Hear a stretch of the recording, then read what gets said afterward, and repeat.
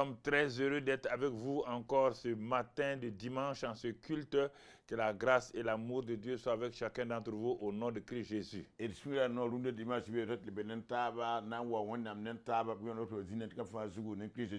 Nous vous saluons vous tous. Vous qui êtes ici avec nous à Eden TBI, vous qui êtes à la télévision et vous qui êtes sur les réseaux sociaux. C'est une grâce pour nous de pouvoir réellement partager l'excellente parole de la grâce de Dieu avec vous. Et nous sommes dans ce mois où nous sommes en train de progresser. Et nous allons de l'avant. Et nous avons vu ces 3 dernières semaines 3 éléments principaux. Nous avons vu comment l'impactation de la faveur de la présence de Dieu est manifeste dans la vie de votre environnement et de ceux qui sont autour de vous.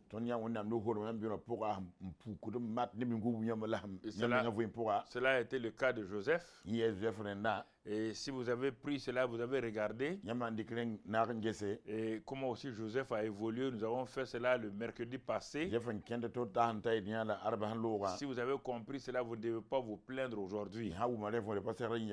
J'ai pris mon propre cas où je pensais que c'était mauvais.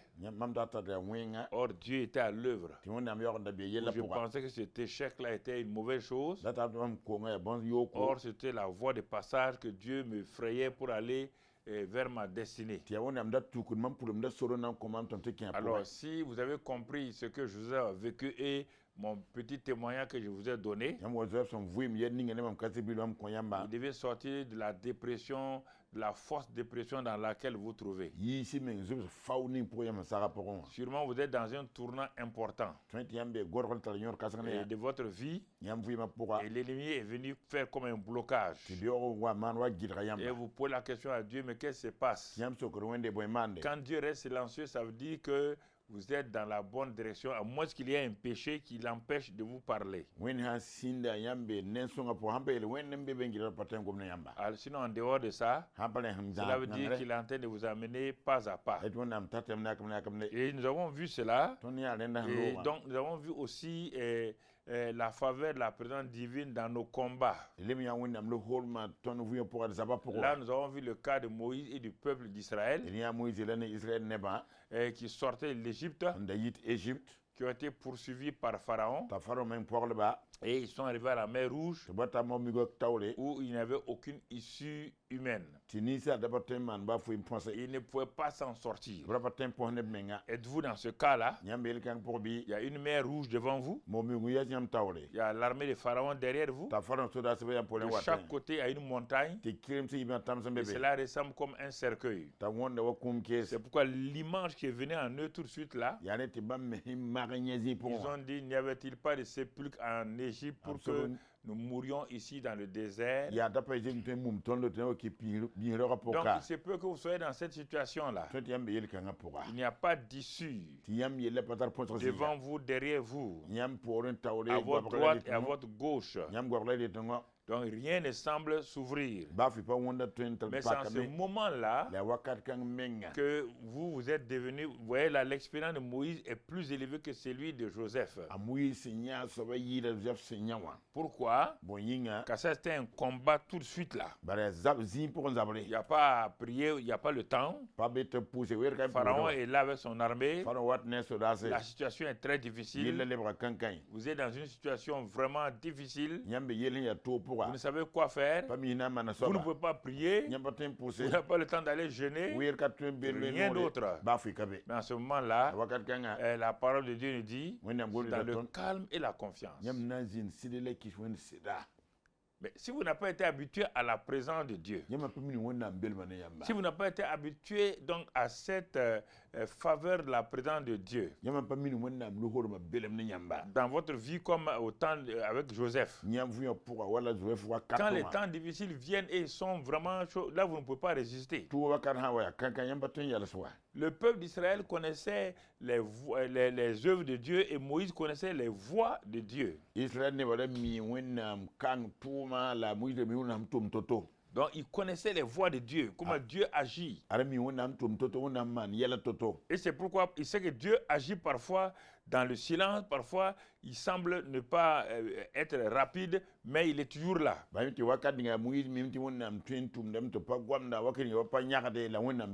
si vous êtes un chrétien vraiment cocotte minute, vous êtes tout le temps pressé. Il faut que Dieu fasse ça. Dieu n'est pas comme ça. Il n'est pas votre petit garçon de course. Et c'est pourquoi vous perdez vos batailles. Vous n'avancez pas. Vous voulez mettre pression sur Dieu. Aucun homme peut mettre pression sur Dieu. C'est quand le peuple a crié, ils ont élevé la voix, Moïse était imperturbable. Il est resté tranquille. Il continue à crier seulement. Les cris ne vont pas vous libérer de la main de Pharaon. Il dit, mais vous avez levé les yeux. Qu'avez-vous vu? Ils ont dit, nous on a vu Pharaon. On a vu la poussière des chars de Pharaon. On a entendu les bruits des chars de Pharaon. Ah bon? Il n'y a rien d'autre? Non, Moïse, il n'y a rien d'autre. Mais pourtant, moi je vois la poussière, je vois les chars, mais ce qui est plus réel pour moi, la présence de Dieu est là. Et c'est pourquoi il dit, ne craignez point, restez en place. Car la délivrance est là. Les Égyptiens que vous voyez là, vous ne les verrez plus. La délivrance sera donnée par Dieu en ce jour-là. Ici, quelqu'un ne peut pas dire ces paroles s'il n'a pas été habitué à la présence de Dieu comme le temps de Joseph. Joseph a été habitué à la présence douce de Dieu. Quand rien ne va, il savait que Dieu est là. Maintenant, quand les choses difficiles arrivent, il a été entraîné. Personne ne peut être champion du monde s'il ne s'est pas entraîné dans son village ou dans sa ville avec des petites courses. Ce n'est pas le jour du championnat du monde que tu vas être vainqueur. Il faut habituer tes muscles. Il faut accélérer et apprendre des choses avec ton entraîneur. Et le jour où vous allez apparaître, tu as déjà quelque chose, une expérience avec toi. Ce n'est pas en allant jeûner, prier rapidement. Non. Frère, quand je vous dis ça, je vous le dis et je vous répète. Ça ne marchera pas. Et vous le faites, ça ne marche pas, vous ne vous arrêtez pas. Ah oui, c'est non. Mais un homme qui est pris en otage, on va le prier, mais on va le prier dans l'agitation. Alors qu'on vous dit que c'est dans le calme et la confiance que sera votre délivrance, que sera votre libération, dans le calme et la confiance. Ce ne sont pas les cris. Moïse a dit, calmez-vous, ne craignez pas. On va aller, Dieu est déjà sur place. Ou vous dites que Pharaon approche. Moi je vous dis, Dieu est déjà en place. Il est là. Pourquoi vous voulez? Il est déjà là. Vous voyez Pharaon arriver. Mais Dieu est déjà sur place. Voici toute la question. Alors nous sommes restés sur ça pendant ces 2 semaines-là. Et aujourd'hui, la 3e semaine donc, de ce mois d'octobre-là, on va voir la faveur de la présence de Dieu dans notre maison. Voilà. On va venir au niveau domestique. Voilà, c'est ça. Vous voulez faire des choses au dehors, venons dans la maison maintenant. Et je voudrais que toute personne, si vous êtes mari et femme, ça vous concerne. Si vous êtes des enfants aussi, ça vous concerne. Si vous êtes enfant, vous êtes dans la maison de votre père. Si vous êtes marié, vous êtes dans votre propre maison. Personne n'échappe ici à ce message d'aujourd'hui. Vous avez une maison. Et nous allons voir, est-ce que la faveur de la présence de Dieu dans votre maison est-elle une réalité? est-elle une réalité? Alors, bien aimés frères, on va lire dans Zacharie 12, verset 10. Zacharie 12, verset 10.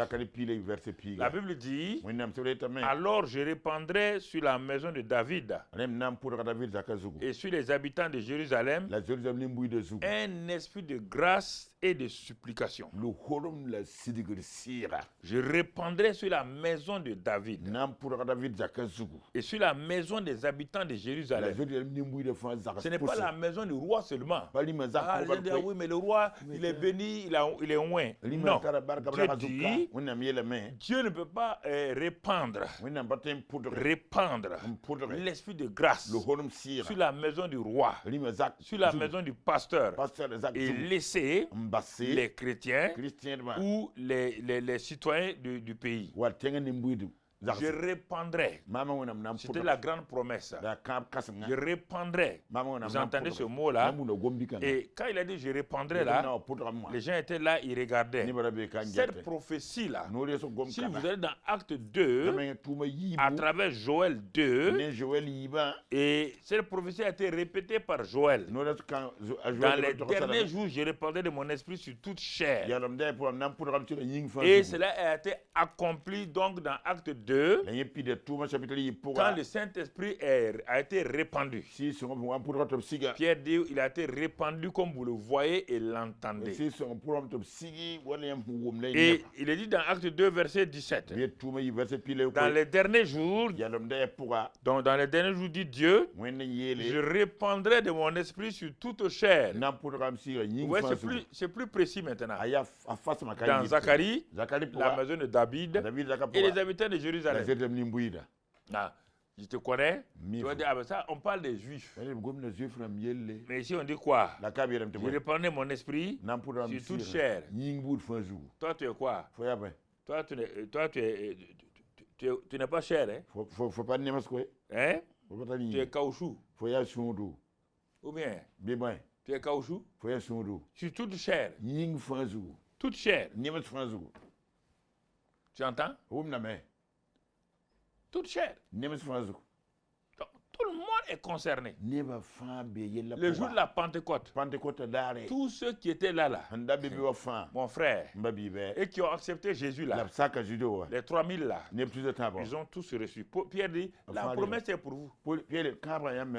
Et pour vos enfants, vos maisons. Donc, vous comprenez?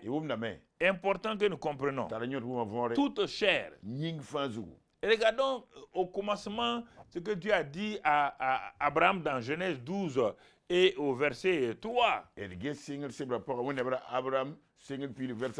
Genèse 12, verset 3. Qu'est-ce que Dieu a dit à Abraham? Voilà ce qu'il dit exactement. Il dit, je bénirai ceux qui te béniront et je maudirai ceux qui te maudiront et toutes les familles de la terre seront bénies en toi. Toutes les familles de la terre.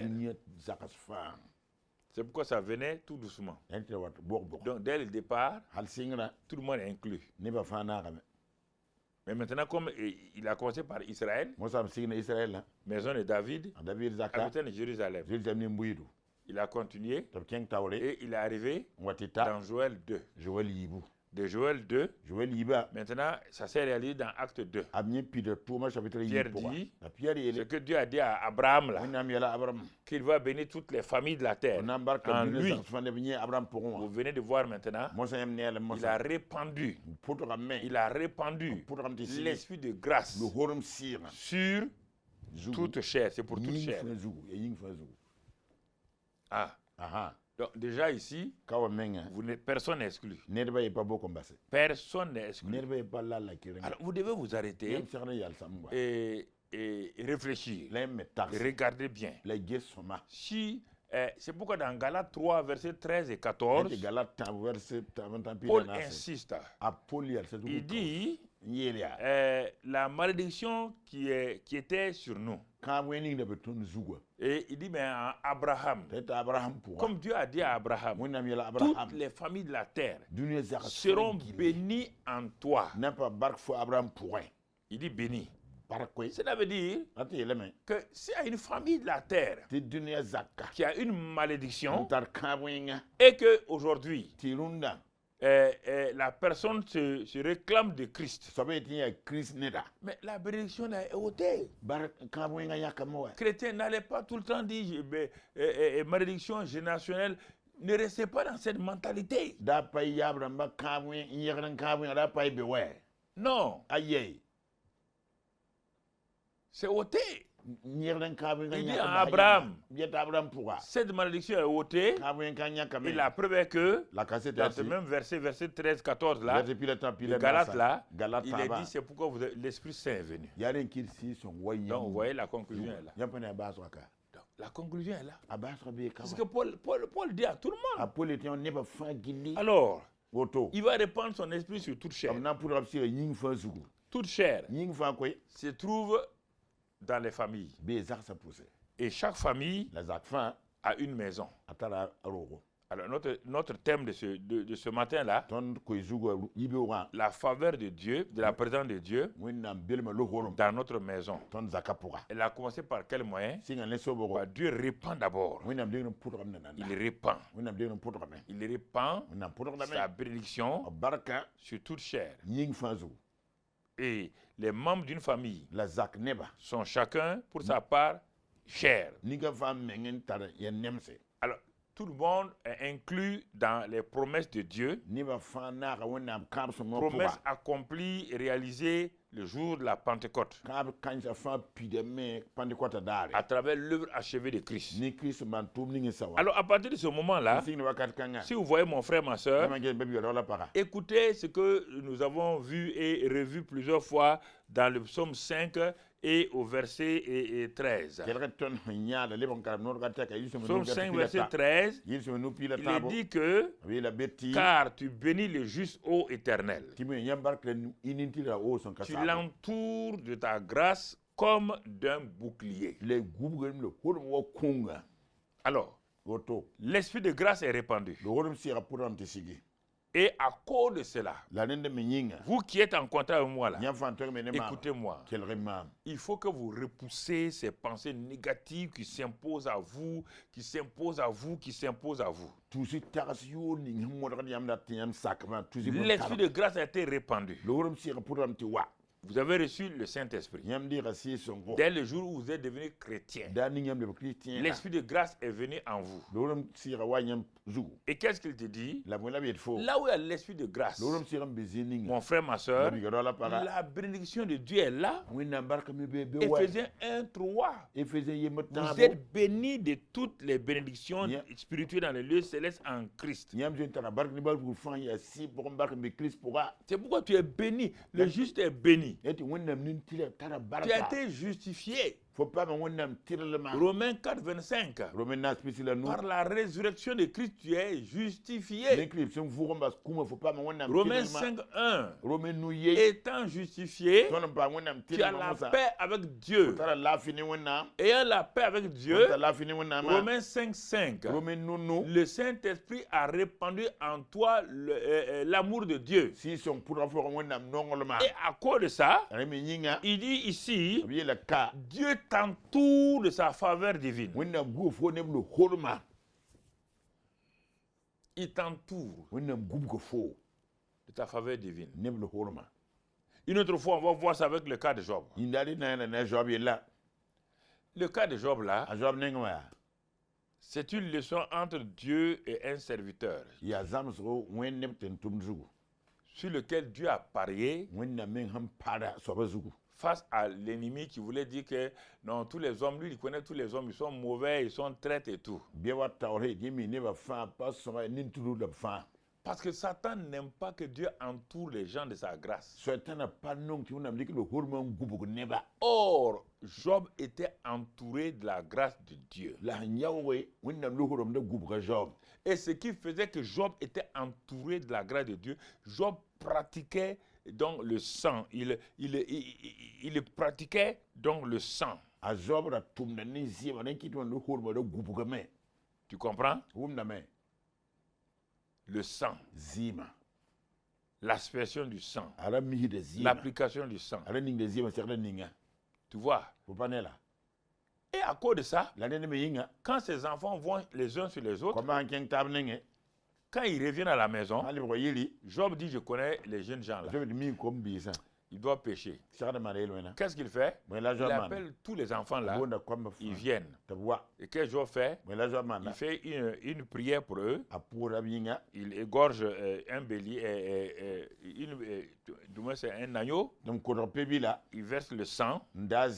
Et il sait que Dieu dit que sans effusion de sang, il n'y a pas de pardon des péchés. Dieu dit, quand je verrai le sang, l'ange de la mort va s'éloigner. C'est pourquoi pendant des années, l'ange de la mort qui venait là, qui tournait autour de la maison de Job là, ne pouvait pas l'atteindre. Et Satan l'a dit de sa propre bouche. Quand Dieu l'a demandé, mais je t'ai vu tourner sur la terre, tu sais quoi? Il dit, je t'ai vu tourner autour de la maison d'un de mes justes appelé Job là, tu sais quoi? Il dit, mais ce que moi j'ai béni là, tu ne peux rien faire. Vous comprenez? Pourquoi? Mais Job et Satan dit, j'ai vu autour de sa maison une haie vive de protection. Mais Dieu dit, c'est normal. Le gars pratique donc le sang. À cause de ça, il y a une haie vive par le sang de Christ autour de lui. Et tu ne peux pas l'atteindre. Tu peux pas l'atteindre. Impossible. Donc vous voyez, la pratique du sang, c'est-à-dire l'invocation du sang. Plaider le sang. Demander au sang de Christ de vous défendre, de détruire et les œuvres de l'ennemi. Ça va vous faire donc régner même dans les temps difficiles. Dans les temps difficiles. Je fais encore une petite parenthèse pour vous expliquer l'application du sang que j'ai déjà répété plusieurs fois. Parce que certains, quand ils écoutent quelque chose, c'est une histoire à leurs oreilles, comme l'histoire des grands-mères là, sur l'hyène et puis le lion qui ont fait quoi. Ils croient que c'est une histoire bizarre.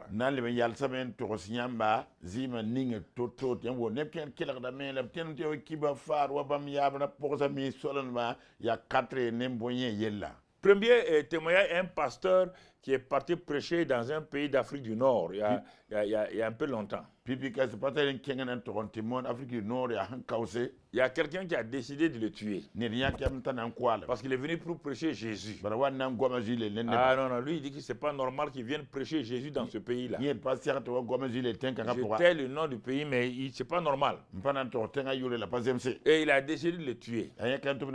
Il a dit à un ou deux de ses camarades de venir. Quand le pasteur l'a fini, et son hôtel se trouve à 1 ou 2 kilomètres du lieu de la croisade. Le pasteur marche, c'est pas comme aujourd'hui, les pasteurs sont entourés par sécurité et tout, mais non. Mais lui, il marchait, il prenait sa Bible, il marchait. Il murmurait des chants pour aller à son hôtel. Or, la réunion finissait tard, la nuit vers 22h. Alors, cette nuit-là, notre monsieur qui voulait tuer le pasteur s'est accordé à ses camarades. Il y a un endroit qui est un peu où il n'y a pas beaucoup de gens. Ils allaient surprendre le pasteur à cet endroit-là. Et ils vont le poignarder, le tuer. Alors, au moment où ils s'avançaient, arrivés dans cet endroit-là, ils sont avancés vers le pasteur. Le pasteur n'était pas au courant. Mais brusquement, le pasteur a entendu des cris. Quand il a entendu des cris, il a vu des gens qui couraient. Loin de lui. Bon, il a vu que peut-être il y avait des gens autour de lui, mais qui couraient, qui s'éloignaient de lui. Le lendemain, à la croisade, il a vu un homme grand s'approcher de lui. Il lui a dit, mais pasteur, qui était avec vous hier nuit? Le pasteur dit qui? Il y avait personne autour de moi. Non, l'homme a dit non, non. Non, non, non. Ah, il y avait quelqu'un autour de vous. Hein? Même pas une seule personne. Hein? Le pasteur dit, mais pourquoi vous demandez cette question? Il dit, vous n'avez pas entendu des cris hier nuit? J'ai vu des gens courir. Je ne sais pas ce qui arrivait. C'était moi et mon petit groupe. On était venus vous tuer. Mais quand on s'est approché, à environ 3-4 mètres là, brusquement, ils ont vu des géants, tout blancs, avec des épées flamboyantes. Les épées là brillaient autour de vous. Quand ils nous ont regardé, on a été saisis de terreur. C'est pourquoi on fuyait ainsi. Le pasteur a ri. Il dit, c'est écrit dans les psaumes là, l'ange de l'Éternel campe autour de ceux qui le craignent. Il dit parce que chaque jour, quand je bouge, je sais dans quel pays où je suis. Je sais qu'en prêchant Jésus ici, je vais déclencher des réactions négatives. Donc avant de bouger, pour aller au lieu de la croisade, je plaide les mérites du sang de Jésus. Je mets le sang de Christ Jésus. Je demande au sang de Christ Jésus de me justifier, de me protéger, et que le sang plaide, que le sang crie contre toute personne qui est vraiment hostile. Et c'est ça qui a fait que ce sang-là ayant crié comme cela, les anges ont apparu. Et cet homme-là, l'homme là s'est converti.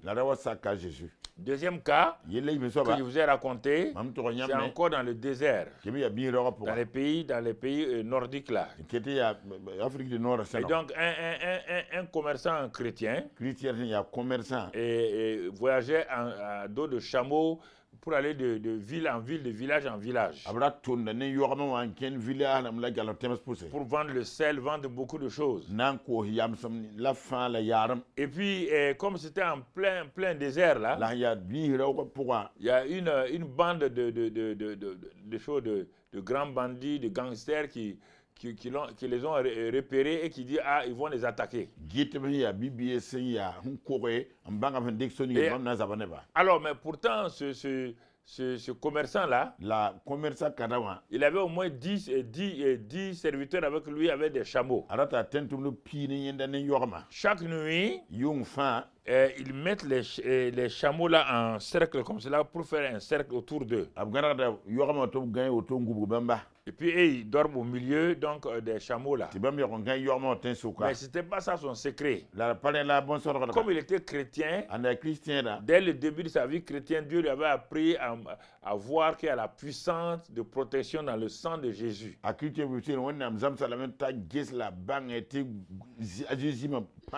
Donc chaque nuit, il invoquait ce sang-là. Il demandait que le sang de Christ donc vienne à leur secours. Que le sang de Christ crie au ciel pour leur protection et tout. Que le sang de Christ s'occupe de leurs adversaires. Et chaque nuit, il dormait, se levait le lendemain, tranquille.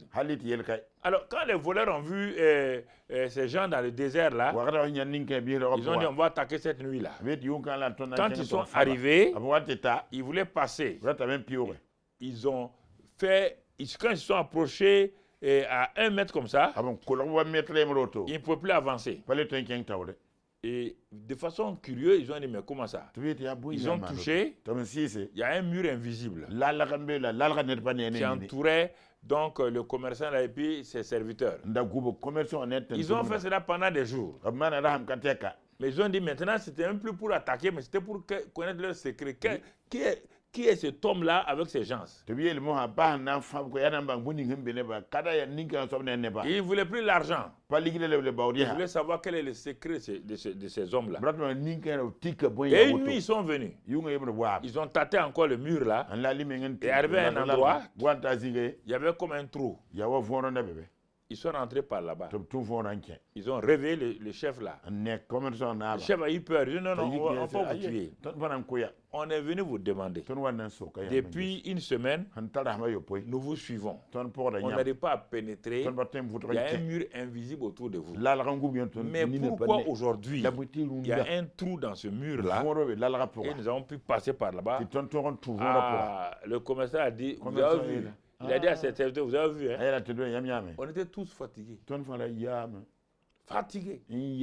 Cette journée a été un voyage dur. Le soleil, le manque d'eau.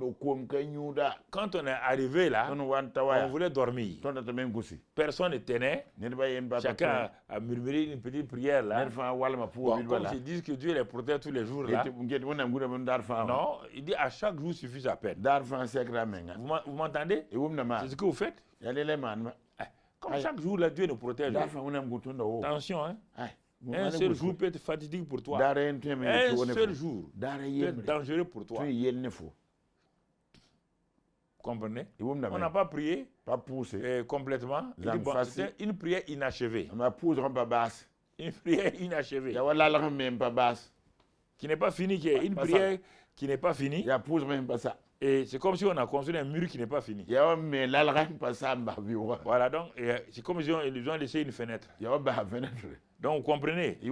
J'ai donné ça comme exemple pour continuer. L'esprit de grâce permet que le sang sur lequel vous basez votre vie là, Dieu vous entoure de cette muraille de grâce et vous protège et vous conduit. Par exemple, je donne un exemple terre à terre pour t'expliquer encore. Par exemple, tout le monde est né avec une intelligence. Tout le monde est né avec une intelligence. Mais là, ce n'est pas suffisant pour être quelqu'un. Tu comprends? Il faut maintenant que cette intelligence-là soit activée. Activée par quoi? Par la connaissance qu'on va venir mettre en toi. Donc quand l'intelligence reçoit la connaissance-là, l'intelligence commence à se développer pratiquement. Il y a des pousseurs de chariots qui sont très intelligents. Peut-être vous les voyez dans les rues de Ouagadougou ou d'ailleurs là, vous les méprisez. C'est un des plus grands savants de votre pays, mais l'intelligence qu'il a là n'a jamais été activée par la connaissance.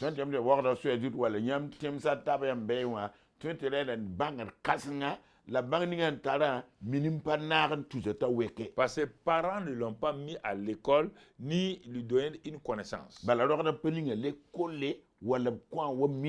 L'intelligence toute seule ne suffit pas. C'est pourquoi Dieu a lié les trois. Il a dit la sagesse, l'intelligence et la connaissance. Il a dit que lui, il a travaillé à ces trois-là. Il a dit, celui qui veut construire sa maison, on va voir ça, Dieu voulant, le mois prochain, le mois de novembre. Celui qui veut bâtir sa maison a besoin de la sagesse. Donc, la sagesse avec l'intelligence et la connaissance.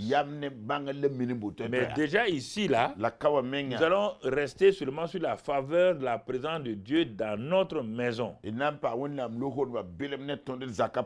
Alors, voici un enfant, deux enfants qui sont nés au village. Les deux ont des quotients intellectuels très élevés. On met un à l'école, l'autre on ne le met pas à l'école. Au bout de 30 ans, l'autre était un grand savant.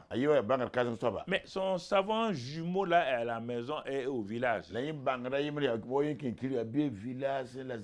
est devenu, je ne sais pas moi, peut-être forgeron au village, ou il est devenu menuisier, ou il est devenu tailleur.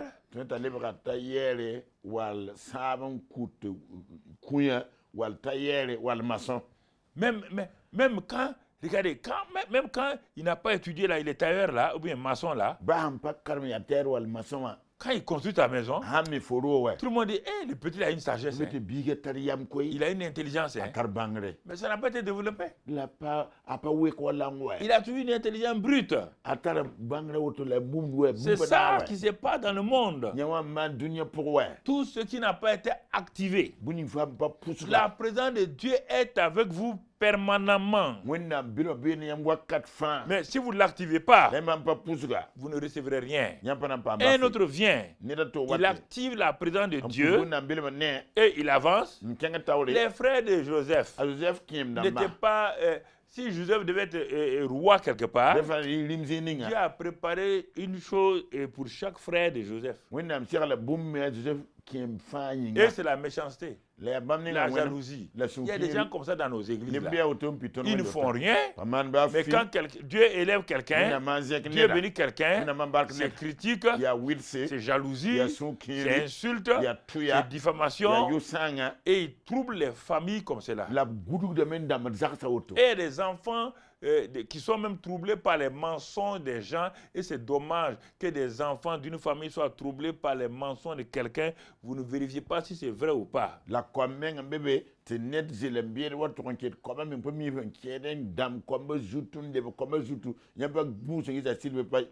Vous vous asseyez comme ça, vous ne saluez plus les gens. On a entendu ça, ils ont dit ça sur nous. Êtes-vous sûr qu'ils ont dit? Les avez-vous vus dire? Non. Ah non, c'est l'autre qui a dit. L'autre là, tu ne sais pas qu'il ment? Les plus grands menteurs sont les gens qui sont en boubou bazin. Les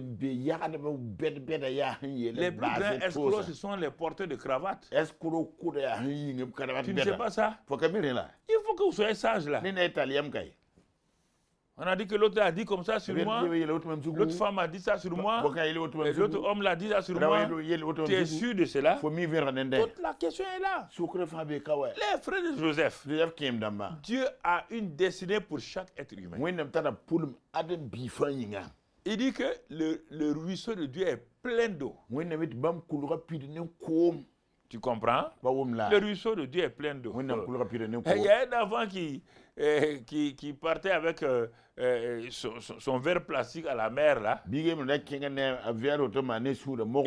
l'eau de la mer là. Il jouait avec ça, il versait dans un trou qu'il a fait dans le sable. Bon, le soir quand ses parents ont dit on part à la maison. Il dit à papa, lui il a peur hein.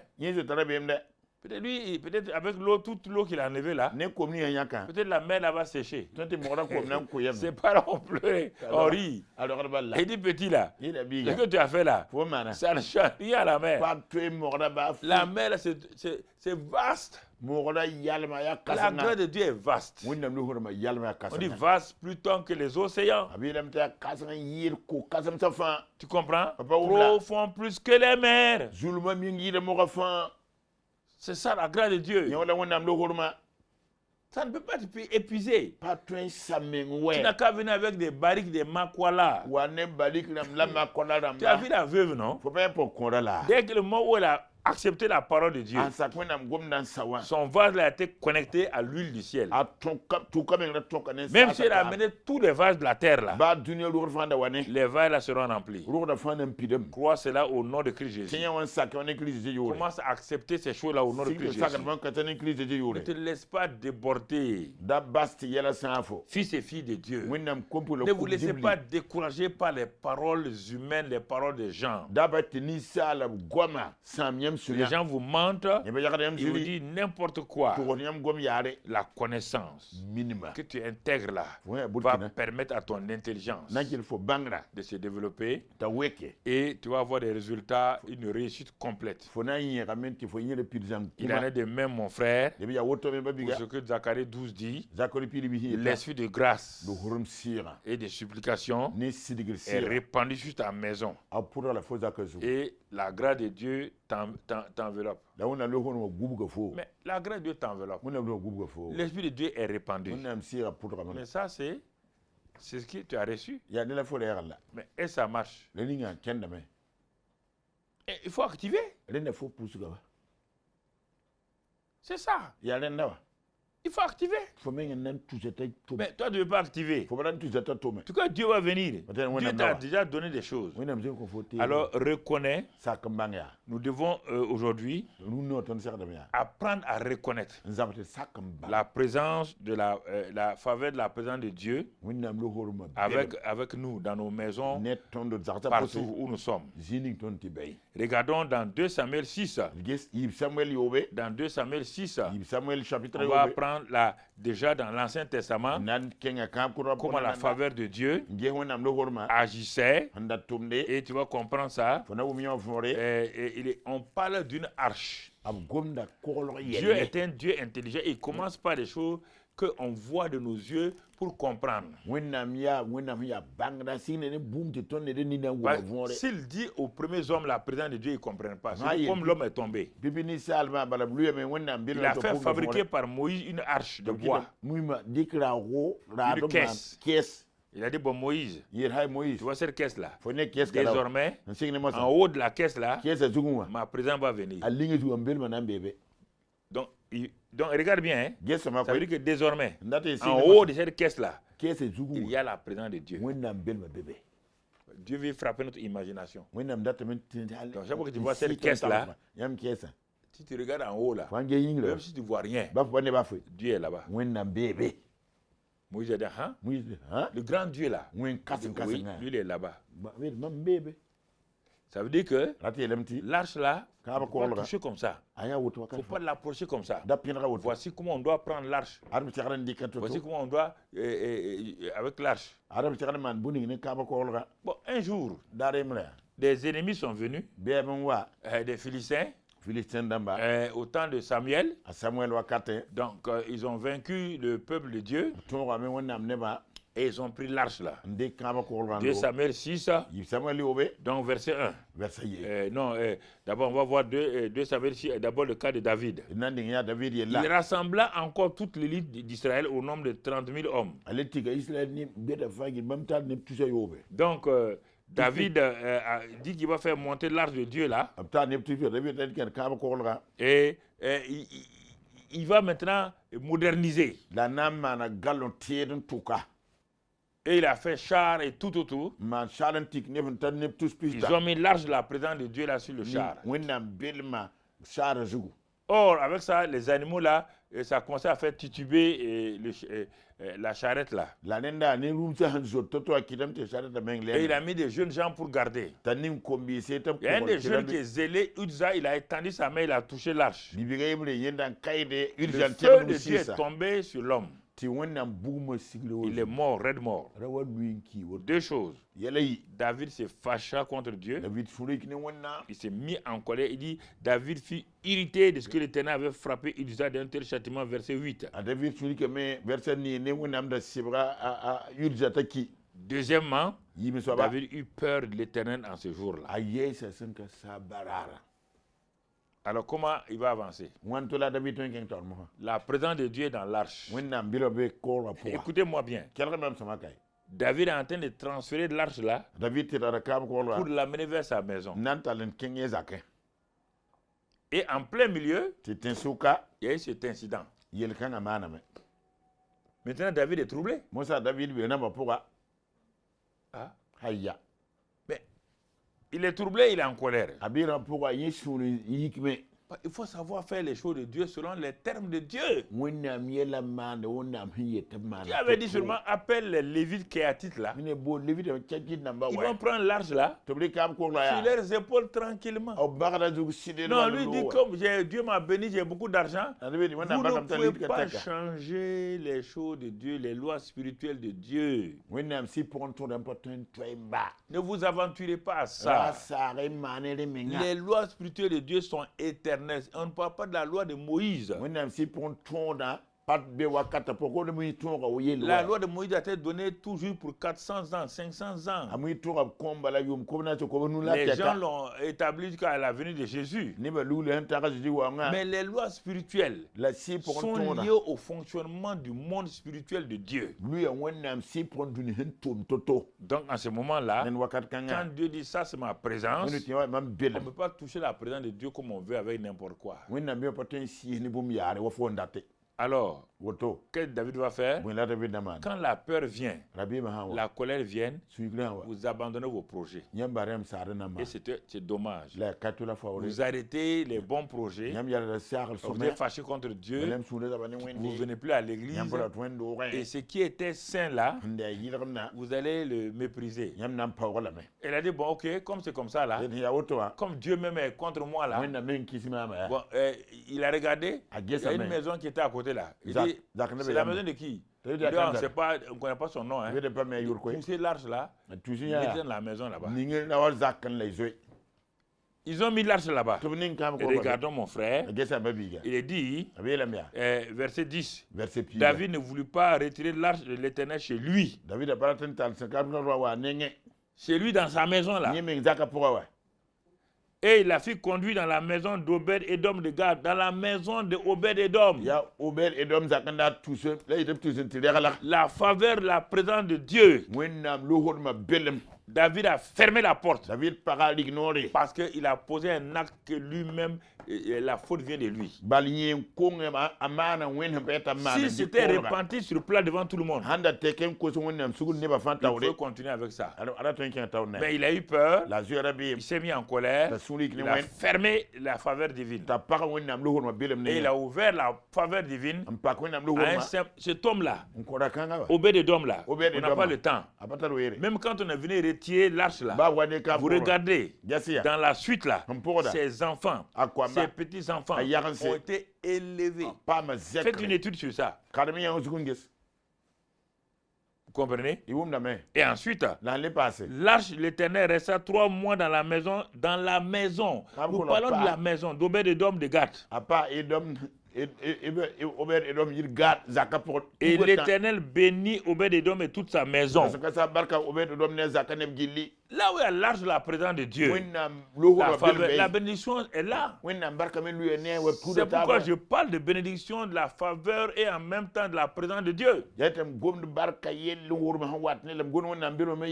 Regardez, quand la faveur de Dieu est là, la faveur de la présence de Dieu, la bénédiction qui est là. Donc le ciel qui est ouvert sur vous là, la bénédiction commence. En 3 mois, on vient dire au roi David, l'Éternel a béni la maison d'Obed-Edom et tout ce qui est à lui à cause de l'arche de Dieu. Donc arrêtez-vous là. Quel est votre respect de la présence de Dieu dans votre vie? Voilà toute la question est là. Allez jeûner et prier comme vous voulez. Si vous méprisez, vous n'avez pas de crainte de la présence de Dieu, rien ne se passera. Absolument rien. Je vous en prie, je vous en supplie, n'écoutez pas les gens. Quand on prêche, les gens disent ceci là, ils mentent. Ceci là sont des faux pasteurs. Ceci là sont ceci ou cela. Mon frère, ma soeur, j'ai ma Bible ouverte devant moi. J'ai pas autre chose. Hein. Je n'utilise pas des livres. Ma Bible est devant moi. David s'est mis en colère. Il a eu peur. Il a fermé la porte de la faveur divine. La faveur divine est liée à la présence de Dieu. Mais un simple citoyen, il n'est pas sacrificateur. Il n'est pas prophète. Il n'est pas roi. On met l'arche chez lui. Ce qui importe là, je vous ai dit, c'est la présence de Jésus en nous. On a mis l'arche là-bas. Mais l'arche produit des choses. Ce n'est pas des techniques. La présence de Dieu. Honorez-la. La crainte de Dieu vous ouvre les portes. Mais si vous pensez que vous pouvez vivre comme vous voulez, vous promenez de prophète en prophète, allez-y, et vous critiquez les gens. Votre vie est bloquée. La vie de David était bloquée. Et le prochain roi d'Israël était Obed-Edom. Mais ceux qui aiment David là sont venus dire, hey roi, ta royauté là, ton onction là, ça dépend de la présence de Dieu. Or la présence de Dieu est chez Obed-Edom. Ton onction te sert à quoi?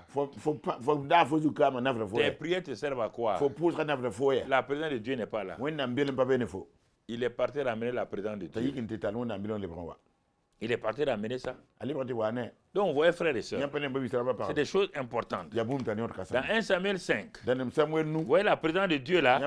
Quand on vous dit ça là, la présence de Dieu est en vous. Vous êtes le temple du Dieu. Vous êtes le temple de Dieu. Vous êtes la maison d'habitation de Dieu. Et donc, respectez. Regardez encore, maintenant, cette fois-ci, la présence de l'arche de Dieu chez les adversaires. Ce que la présence de Dieu, l'arche l'a fait devant vos adversaires. Quand vous laissez la présence de Dieu face à vos adversaires, ce que ça va faire. 1 Samuel 5:1. Les Philistins prirent l'arche de Dieu et la transportèrent d'Ebenezer à Asdod. Après s'être emparés de l'arche de Dieu, les Philistins la firent entrer dans la maison de Dagon et la placèrent à côté de Dagon. Et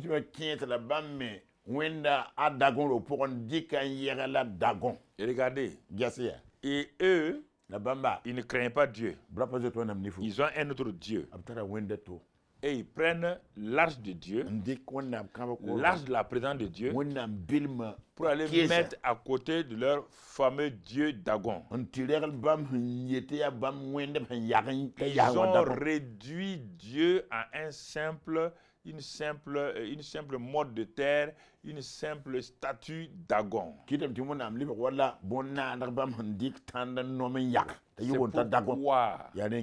vous qui êtes en contact avec nous là, si vous amenez le grand Dieu là à l'image de vos ancêtres, nos ancêtres, les ancêtres ont créé. Si vous amenez le grand Dieu là, avec vos fétiches, comment des modes de terre, comment des rivières ou des montagnes peuvent remplacer Dieu. Mais parfois vous êtes des fous.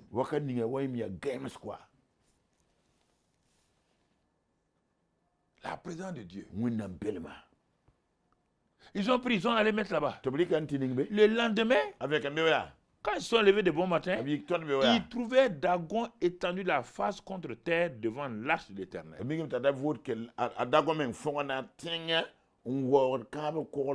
Tous les dieux de cette terre-là se prosternent devant, plient genoux devant le nom de l'Éternel. Il n'y a pas ce qu'on a. Vous pouvez appeler Dieu comme vous voulez. Mettez-le là où vous voulez. Ils vont plier genoux devant le nom de Jésus. Tout nom dans les cieux, sur la terre, sous la terre, plie genoux devant le nom de Jésus. Si chrétien, vous pouvez réaliser cela, Vous avez la présence de Dieu en vous. Quelqu'un vient devant vous. Il s'appuie sur des fétiches, des sorciers. Et vous tremblez. Ce qui veut dire que vous n'êtes même pas conscient de la réalité de Dieu en vous. Vous n'êtes pas conscient? Pas du tout. Pas du tout. Une fois, je voyageais. Quand j'étais à l'ONAC, on a commencé l'ONAC. Donc, dès qu'on est arrivé, on a commencé l'ONAC. Il y a un expert belge qui est venu pour aider pour les affaires de commerce extérieur. Il voulait voir comment il peut aider nos industries qui démarraient. Donc, le DG m'a dit de l'accompagner à Banfora pour qu'il voit la Sosuco et puis les grands moulins. On a pris le train. On est arrivé à Banfora. La Sosuco, ils nous ont bien reçus. Et quand on a fini la mission, on a pris l'autre train qui revenait encore vers Ouaga. Dès qu'on est rentré dans le train là à Banfora, avant qu'on arrive à Bobo, j'ai dit au monsieur là, on va aller, comme c'était le train express là, il y a un bar où on peut boire des coca, des choses, n'importe quoi, même manger.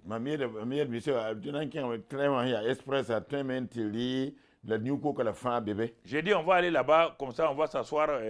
Là-bas, c'est un peu climatisé, comme ça, qu'on va arriver à Ouaga. On est parti là-bas, on s'est assis. Bon, on était en train de boire et échanger. J'ai vu un monsieur qui est passé dans le couloir là plusieurs fois. À la fin, j'ai vu qu'à un moment donné, c'est à moi qui voulais parler. Alors, je lui ai dit, monsieur, il y a quoi? Il dit non, que lui veut me parler. Je me suis levé. Et je l'ai écouté. C'était un Ivoirien. C'était un Ivoirien. Il me dit, vous êtes qui? Il dit, je suis qui comment? Il dit non, lui il est assis dans son wagon là. Quand je suis venu à le blanc là, je suis dans l'avion, dans le train là, il a vu une lumière ronde au-dessus de ma tête. Il a regardé, il dit c'est qui ça? Bon, comme je suis rentré, la lumière restait. Et puis je suis allé avec le blanc, la lumière, lui il dit il va aller voir. Il est venu quand il m'a vu assis encore, la lumière est sur moi comme un arc-en-ciel.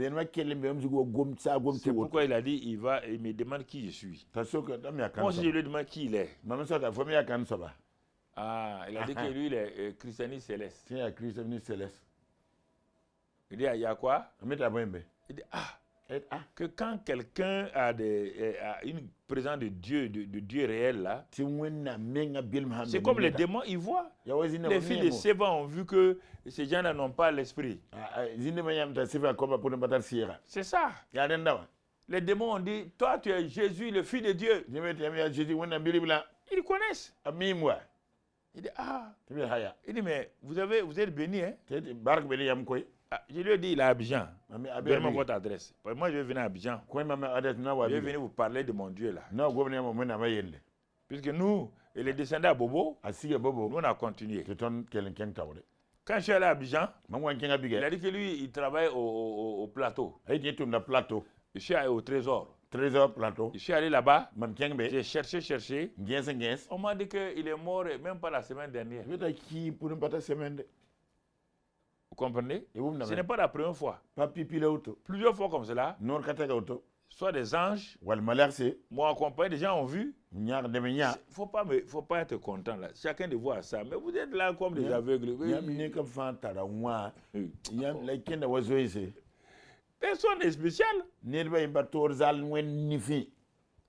vous parlez au Woba. Votre ange l'a dit, on va s'éloigner de lui, sinon on va le frapper. Dieu va nous créer des problèmes. Regarde comment il est.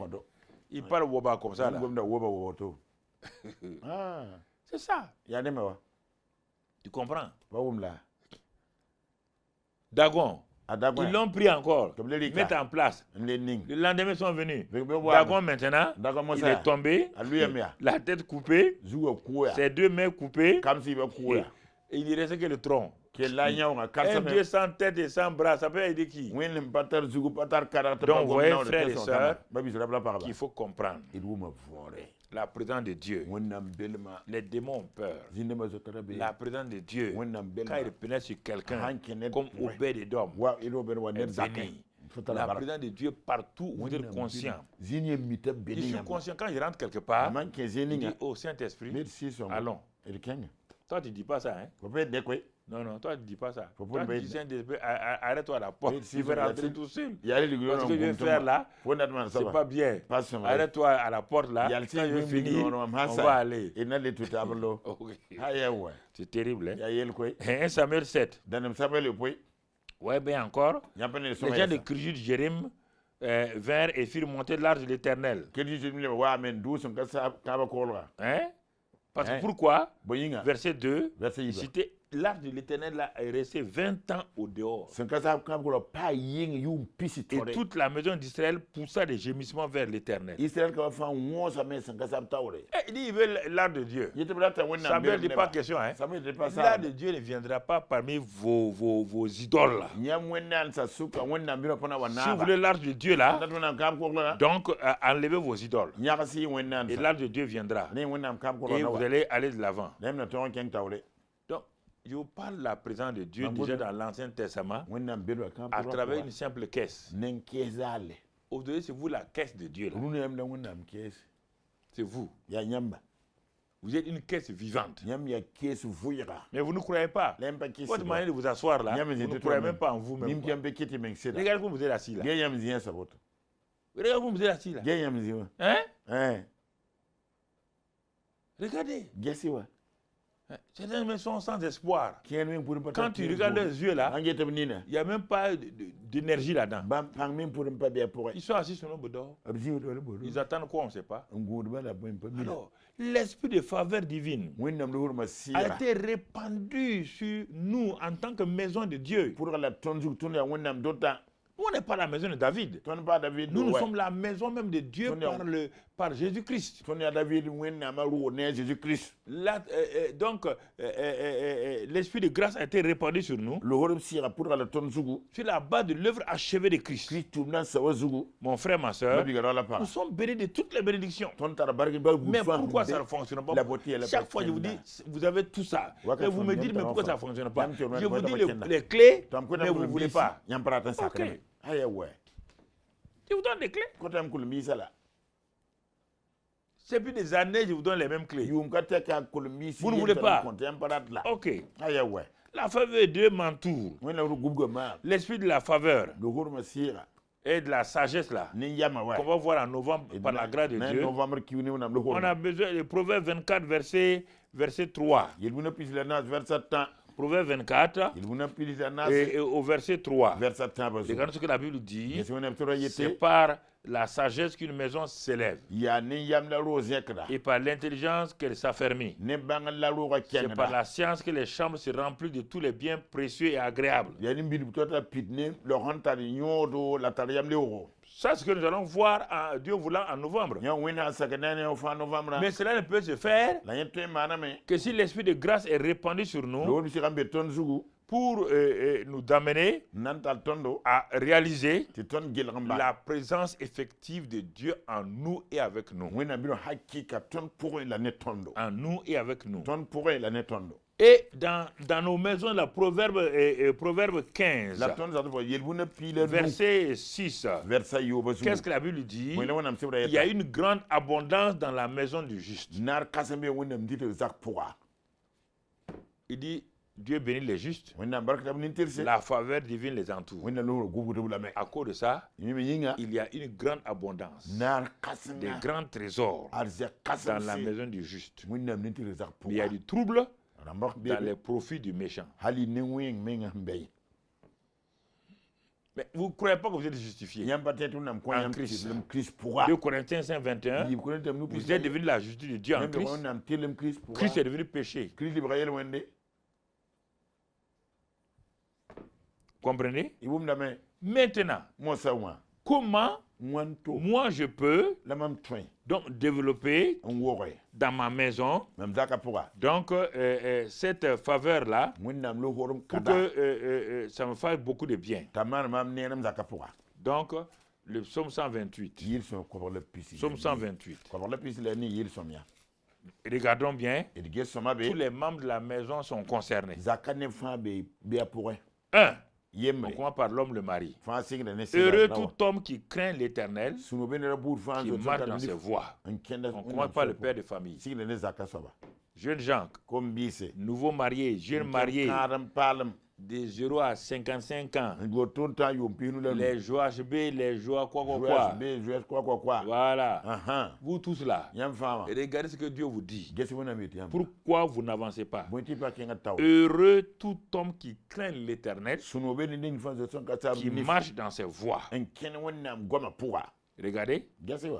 Premier résultat pour toi-même. Tu jouis alors du travail de tes mains. Tu es heureux, tu prospères. Ça, c'est pour les maris. Vous êtes assis là. Les nouveaux mariés là. Les nouveaux mariés.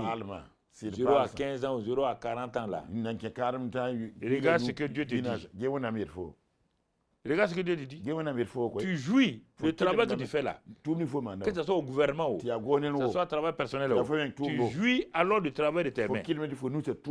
Tu es heureux, tu prospères. Ça, c'est l'homme qui a conscience de la présence de Dieu. Qui sait qu'il y a la faveur divine liée à la présence de Dieu. Et qui décide à cause de ça de marcher dans la crainte de Dieu comme Joseph. Tu as vu?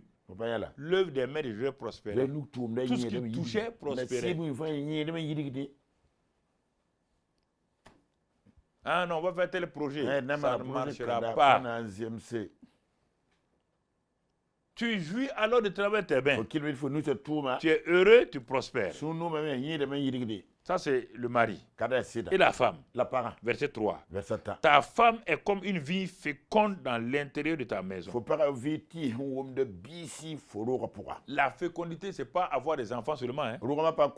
Tout ce que ta femme entreprend là, elle est sous un mari qui est heureux, qui prospère. C'est normal.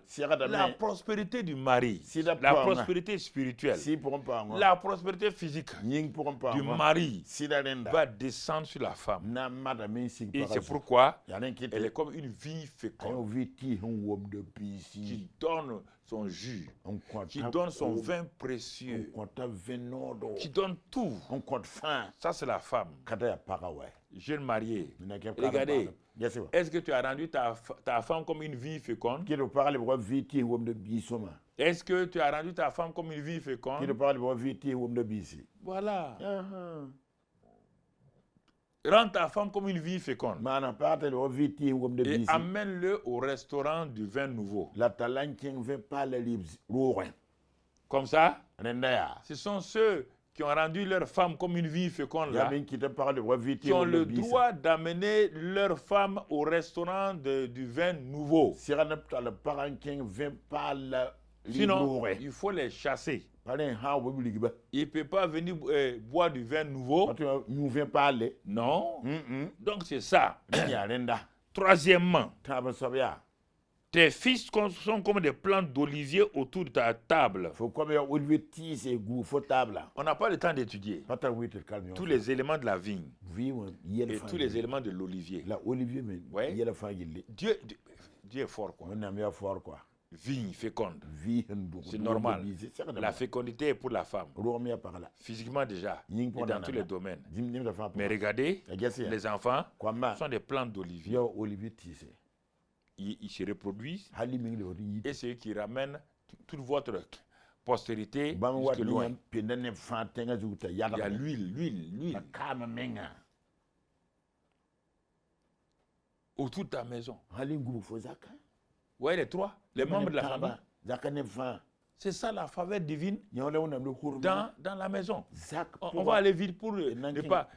Écoutez, c'est ainsi qu'est béni l'homme qui craint l'Éternel. La bénédiction commence par le mari. Pas par la femme, hein? Par le mari. La femme, les enfants.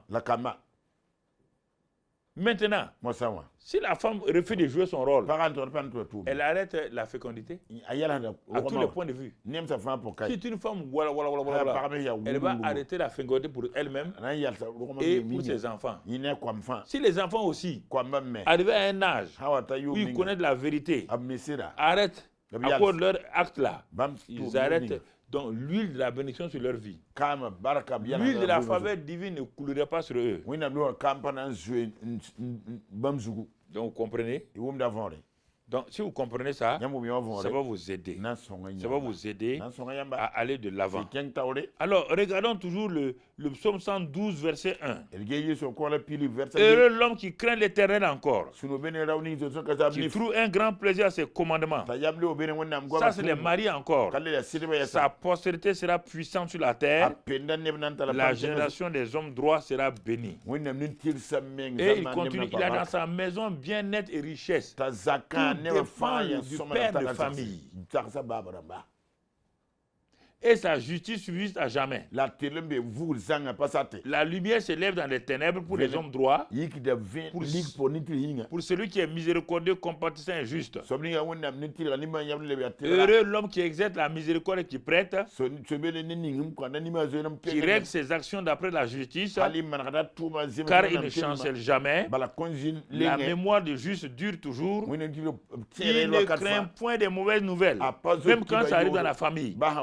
Son cœur est ferme, confiant en l'Éternel. Son cœur est affermi, il n'a point de crainte. Jusqu'à ce qu'il mette son plaisir à regarder ses adversaires. Il fait des largesses et il donne aux indigents. Sa justice subsiste à jamais. Sa tête s'élève avec gloire. Le méchant le voit et s'irrite. Et il grince des dents et se consume. Les désirs des méchants périssent. Ça, c'est la prospérité même du chef de famille. À tous égards. Tous égards. Tous égards. Mon frère, ma soeur. Proverbe 15, 25. Proverbe 15, 25. Regardons encore. On va arrêter là d'un moment à l'autre. C'est tellement long. 15, 25. Regardez ce qui est dit. L'Éternel renverse la maison des orgueilleux. Mais il a affermi les bornes de la veuve. Tu comprends? Proverbe 15, verset 25. Tu vois? Ensuite, Proverbe 3, verset 33. Proverbe 3, verset 33. Qu'est-ce qu'il dit là-bas? La malédiction de l'Éternel est dans la maison du méchant. Mais il bénit la demeure des justes. Regardez. Psaume 115, verset 14. Psaume 115, verset 14. Tout ça, c'est pour que vous compreniez. On dit, on a prié, on ne comprend pas, il n'y a rien. Tu n'es pas maudit. C'est parce que, garçon, tu ne crains pas Dieu. 115, verset 14. Il est écrit, l'Éternel vous multipliera ses faveurs à vous et à vos enfants. Ah. Il va multiplier. Proverbe 12, verset 7. Proverbe 12, verset 7. Je vous lis ça pour que vous compreniez. Proverbe 12, verset 7. Et renverser les méchants ne sont plus. Et la maison des justes reste debout. Au moment où les événements viennent pour renverser les maisons, c'est les maisons des méchants qui sont renversées et la maison des justes reste debout. Proverbe 14, verset 11. Proverbe 14, verset 11. Tout ça, c'est la maison des méchants sera détruite, mais la tente des hommes droits fleurira. Fleurira. Ésaïe 32, verset 18. Ésaïe 32, verset 18. Regardons ce que la Bible nous dit. Est-ce que tu peux, toi-même, tu protèges ta maison? 32, verset 18. Et qu'est-ce que la Bible nous dit? 32 verset 18, mon peuple demeurera dans le séjour de la paix, dans les habitations sûres, dans les asiles tranquilles. Mon frère, ma soeur, et le psaume 91 verset 10. Psaume 91 verset 10. Regardons ce que la parole de Dieu nous dit dans ce fameux psaume-là, 91 verset 10. Regardons attentivement ce que la parole de Dieu nous dit. Il est écrit là-bas, aucun malheur ne t'arrivera, aucun fléau n'approchera de ta tente, de ta maison. Car il ordonnera à ses anges de te garder dans toutes ses voies. Alors mon frère, tout est dans ta main. Il n'y a rien d'autre. Vous voyez bien? Ta maison là, ça dépend de toi. Ça ne dépend pas de Dieu. Tu as tout entendu, non? Il t'a tout donné, les clés. Va prier, va trouver les prophètes. Le prophète n'a pas ça là. Ça c'est le début. Hein. On est en train de commencer. C'est l'introduction du message là. On n'est pas allé loin. Regardez. On dit, si tu crains, tu es heureux, tu prospères. Lève tes mains bénies. Ta femme sera féconde. Tes enfants seront des plants d'olivier. À moins qu'en route là, la femme se rebiffe. Là, elle crée un problème. Les enfants se rebellent. Là, il crée un problème. C'est pourquoi on voit des parents bénis, des papas bénis. On ne voit pas la femme bénie. Parce qu'elle essaie de déconnecter à un moment donné. Et on ne voit pas les enfants qui sont bénis. Parce qu'ils sont déconnectés. C'est ça. Mon ami. Il faut prendre ces choses-là au sérieux. Si tu veux transférer dans ta maison la bénédiction dans la maison de ton père, crains Dieu et alors va avec ça. Et Dieu va t'aider. Dieu va te guider. La maison de l'Éternel. Il y a tout. Tout. Vous avez vu? Si vous regardez le psaume 112, le psaume 128 là, si vous mettez ces deux psaumes ensemble, vous allez voir la bénédiction dans la maison du juste. Vous allez voir la faveur de la présence de Dieu dans votre maison. Elle va commencer à agir. Elle va commencer à agir. Et cette présence-là fait que la protection divine est là. Quand on dit ça, les gens croient que ça veut dire qu'il n'y aura pas de problème, il n'y aura pas d'épreuve. Les gens sont bizarres, quoi. Un homme sans épreuve et sans problème. Ça existe sur la terre. Non. Ça veut dire que dans les temps d'épreuve, tu restes calme. Les Moïse ont travaillé des épreuves. David est venu trouver que toute sa maison, David craignait Dieu. Regardez ce que Dieu a fait. Il craignait Dieu.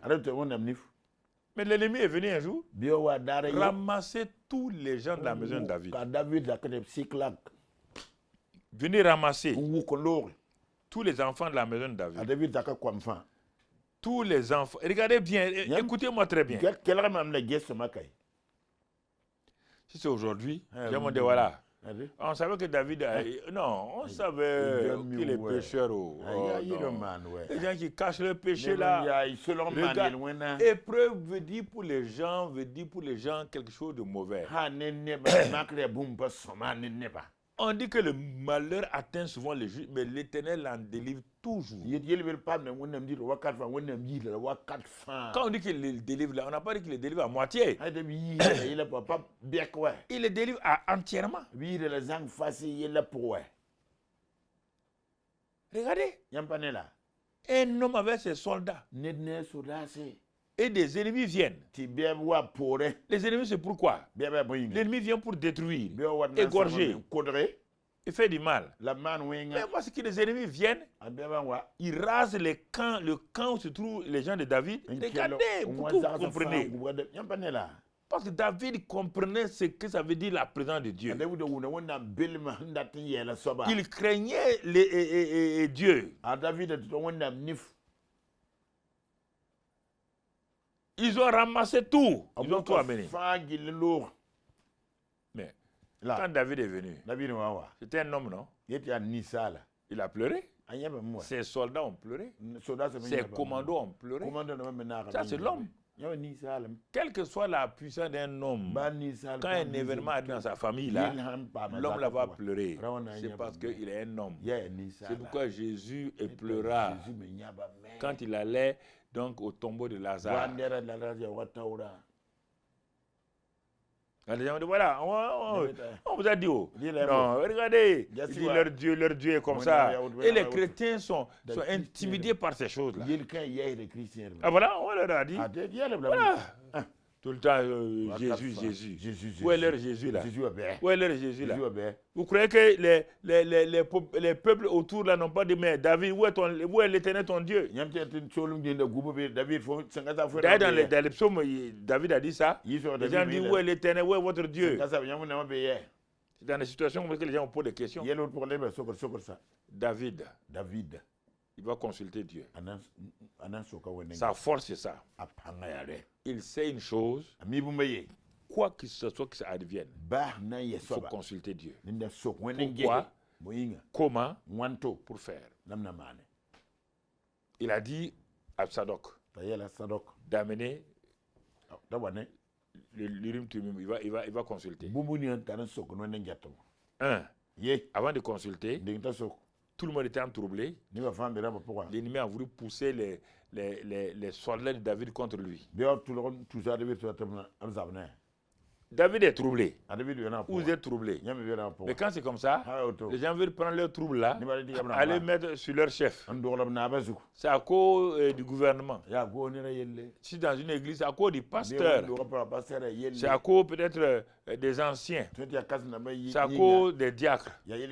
Qu'on est comme si, comme ça. Les gens aiment prendre leur fardeau, aller mettre sur le dos des gens. Voici le vrai problème. Il dit, bon, ok, chef, jusqu'à présent on a cru en toi, mais on voit que tu es quelqu'un qui doit avoir des problèmes. C'est pourquoi si tu vois qu'on a des problèmes, c'est toi. Ils sont allés ramasser des cailloux. Ils ne sont pas convaincus, hein? Mais c'est l'ennemi qui les a poussés. Parce que l'ennemi, c'est que si on détruit David, c'est fini pour tout Israël. Il sait ça? Parfois, l'ennemi vous pousse à attaquer vos responsables. Parce qu'il veut détruire vos responsables par vous. Mais malheur à vous par qui le scandale arrive. Malheur. Toutes les malédictions du monde vont pleuvoir sur vous et votre famille. Il ne faut jamais être le malheur d'un responsable. Sinon, tous les malheurs là vont venir sur toi. Vous comprenez? Mais David, malgré ses larmes là, il est resté intraitable. Imperturbable. Il savait que Dieu est là. Il s'appuya, j'aime ça, il s'appuya sur l'Éternel. Comment quelqu'un peut s'appuyer sur Dieu si Dieu n'est pas réel? Il dit, il est mon rocher, il est ma forteresse, il est mon soutien, il est à ma droite, de qui aurais-je peur? C'est là qu'on a vu David. Il s'appuya sur l'Éternel. Il mit sa confiance dans la réalité de la présence de Dieu. Il ne le voyait pas. Il ne pouvait pas le toucher. Mais il a décidé, dans ce temps très difficile, ce ne sont pas des ennemis, hein? C'est son propre camp qui est contre lui. Ce sont des gens qu'il a élevés, des gens qu'il a vus petits. Il les a élevés, il les a amenés avec des commandos, avec des chefs. Ce sont eux qui se sont élevés contre lui. S'ils sont ses ennemis encore, il peut aller. Mais ses propres enfants qu'il a élevés, les membres de son église qu'il a élevés, c'est eux qui s'élèvent contre leur pasteur. David dit, Dieu, il ne faut pas envoyer la foudre. Hein? Ce sont mes enfants. Ils ne comprennent pas. Ils ont des épreuves, ils ne comprennent pas. Mais comme moi je te connais là, je m'appuie sur toi. Il a dit quand il s'est appuyé sur l'Éternel, les soldats l'ont regardé. Ils ont dit ah non. C'est le même David là. Il a le même problème que nous.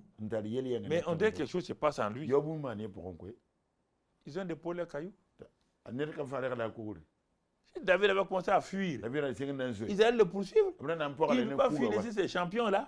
Lui, il les a formés. Ce sont des gens qui tuaient une seule épée, il pouvait tuer 100 personnes. Il ne peut pas échapper. Le Dieu qui m'a délivré de la main de Goliath, de la main de l'ours, de la main du lion, est le même Dieu qui est ici, qui va me délivrer de la main de mes propres soldats. Quand ils ont déposé, David dit maintenant, on va consulter Dieu.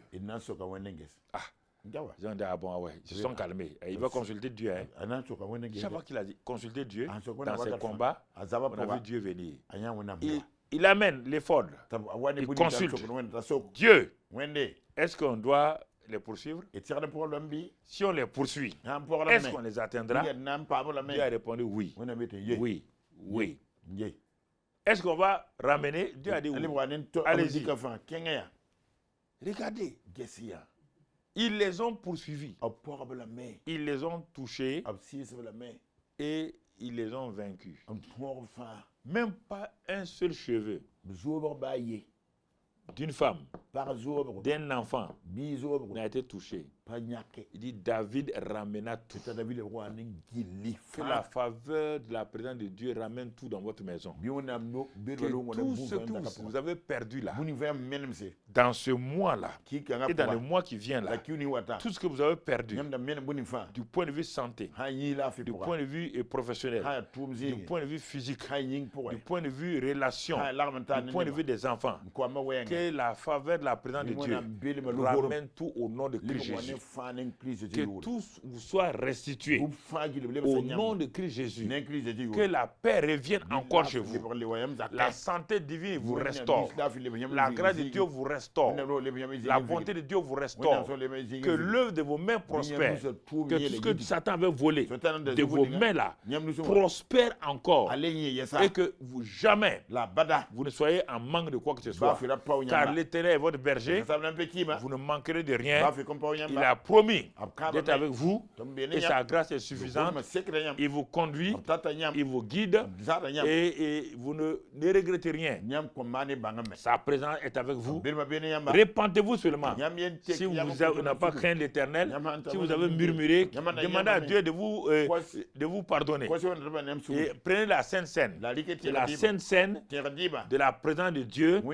Quand vous allez avoir la coupe là dans vos mains, Seigneur, que ce sang que je vais boire là soit le sang de la restauration de ma maison, de mon foyer, de mes relations avec ma femme, mon mari, de mes relations avec mon père, ma mère ou bien mes enfants, etc. Ce sang-là a pu réconcilier. Tenez le verre en main. Ce sang a réconcilié Dieu et la terre. Ce sang a réconcilié les Juifs et les païens. Ce sang-là maintenant que je vais boire, Seigneur, par la foi, réconcilie ma maison, réconcilie mon travail, tout ce que j'ai perdu. Ce sang-là restaure tout. Dans le nom de Christ Jésus. Merci Père. Sois béni, sois loué. Au nom de Christ Jésus. La grâce de Dieu est avec vous. La faveur de la présence de Dieu vous accompagne dans vos maisons. Vous qui êtes dans vos maisons, elle descend sur vous. Vous qui êtes sur les réseaux sociaux, la présence, la faveur de la présence de Dieu vous enveloppe maintenant.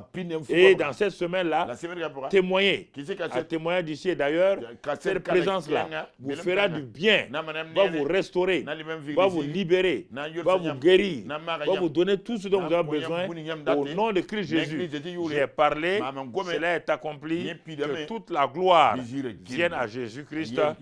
Amen. Amen. Amen. Et Amen. Amen. Gloire à Dieu.